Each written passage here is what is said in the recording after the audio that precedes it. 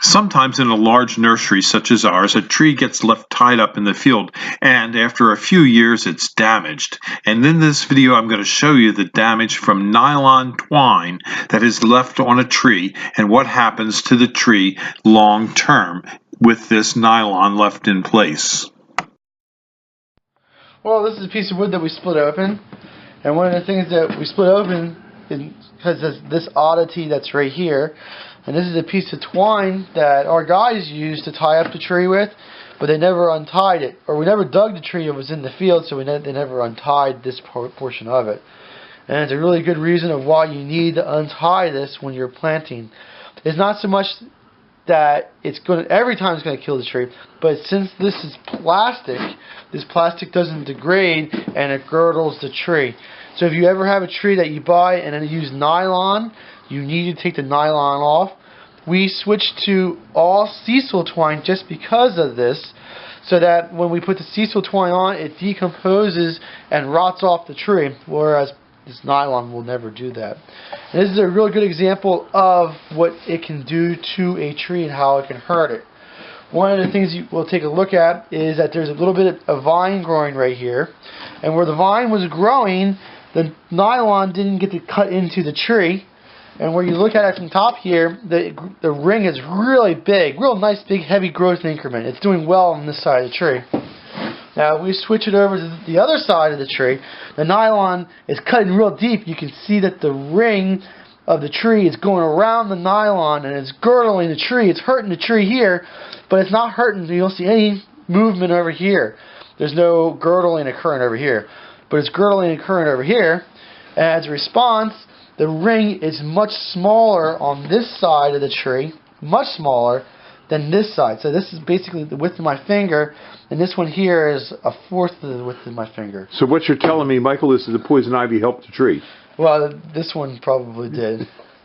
But it's just, you also see there's a real big dig out where the nylon goes in and hurts the tree. Okay, now why is it fatter on this side of the tree than this side of the tree? So if you see this bump right here, this bump is created because of how the tree itself is working. And when energy is moved through the tree, it moves through special cells called sleeve tubes, or we call it phloem. And that phloem is genetically made to go down the tree. And what I was told in school was that sleeve tubes are imagined like they're a bunch of balloons connected to one another. And if the tree wants to move energy downward, it pushes pressure on the one balloon, forcing juices from that one balloon out, and it forces it downward. So pushing, the energy squirts out, moves down to the next cell. That next cell contracts, energy goes down, and that's how it moves downward. So you imagine the energy is being squished downward and downward and downward and downward, and it gets down to here where the constriction is at.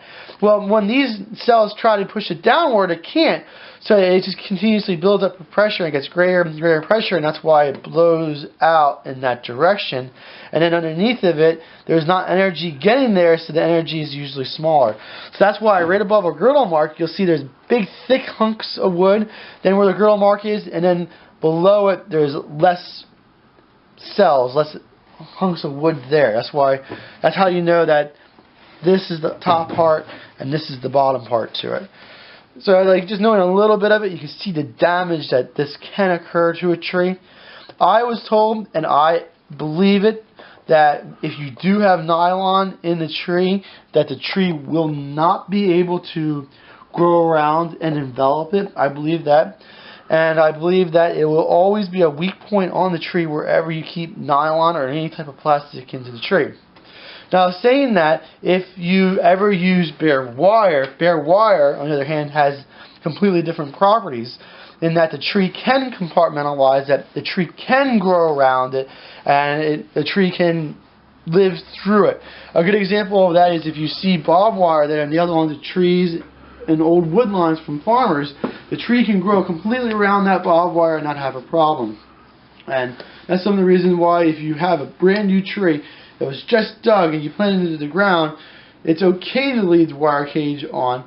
You just have to make sure that the wire cage is not sticking up out of the ground. When the roots come in contact with it, the roots will be able to envelop it. But if you get a new tree and it has nylon on it or has any type of plastic on it, the tree won't be able to grow through that. The tree will be affected like that, and the tree, in my opinion, will die. All right, well, thank you very much, Mike. And do we use nylon at Highland Hill Farm? No, we got rid of nylon just because of instances like this. You can't take that risk. We use sisal twine, which is a twine made from grass, and it's rolled up, and that's what we like to use because it biodegrades, breaks apart. The tree's hydraulic pressure can also break that twine, whereas a tree hydraulic pressure won't be able to break that. All right, well, thank you very much, Mike. And if they have questions, how can they reach you? What's your telephone number for You want them? my telephone number? Sure. All right, my telephone number is 267-446-2376. Okay, and this is Michael at Highland Hill Farm in Fountainville, PA. Thank you. This video was produced at Highland Hill Farm. We grow and sell screening and buffering trees in Bucks County, Pennsylvania, and these are our green giant arborvitaes. Call us for your screening tree needs at 215-651-8329.